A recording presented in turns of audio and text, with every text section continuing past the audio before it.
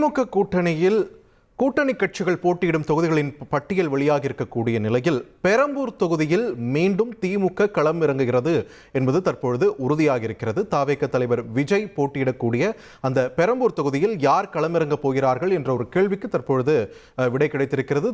ஏற்கனவே அதிமுக கூட்டணியில் பாமகவிற்கு அந்த தொகுதி ஒதுக்கப்பட்டிருக்கக்கூடிய நிலையில் திமுக கூட்டணியில் தற்பொழுது திமுகவே நேரடியாக களமிறங்குகிறது என்பதை முக்கிய செய்தியாக பார்க்கிறோம். தொடர்ந்து கூடுதல் விவரங்களோடு இணைகிறார் எமது செய்தியாளர் ரமேஷ். பெரம்பூர் தொகுதியில் திமுக களம் காண இருக்கு. யார் களமிறங்க வாய்ப்பு அதிகம்? திமுக வட்டாரங்கள் தெரிவிக்கக்கூடிய தகவல் என்ன? வரக்கூடிய சட்டமன்ற தேர்தலில் பெரம்பூர் தொகுதி மிக முக்கியமான அனைவரும் எதிர்பார்க்கக்கூடிய ஒரு தொகுதியா இருக்கு. ஏன் அப்படின்னா தேவைக்க தலைவர் விஜய் அந்த தொகுதியில களமிறங்குகிறார். எனவே திமுக அந்த தொகுதியில நேரடியா களமிறங்குமா, கூட்டணிக்கு ஒதுக்குமா அப்படின்னு பல்வேறு கேள்விகள் இருந்த நிலையில இப்ப பெரம்பூர் தொகுதியில திமுக நேரடியா களம் காண்றாங்க அப்படிங்கிறத பார்க்க முடிகிறது. பெரம்பூர் தொகுதி இப்ப திமுக தான் அங்க சிட்டிங் எம்எல்ஏவா இருக்கிறாங்க. ஆர்டி சேகர் 2019 இடைத்தேர்தல் வந்தப்ப அங்க போட்டி வெற்றி பெற்றார். 2021 திமுக வேட்பாளர் ஆர்டி சேகர் தான் அங்க இப்ப எம்எல்ஏவா இருக்கிறார்.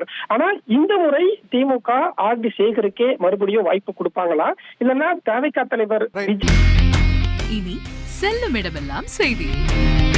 தந்தை டிவியின் வாட்ஸ்அப் சேனலை ஃபாலோ பண்ணினா செல்ல இருக்கும் இடமெல்லாம் செய்தி.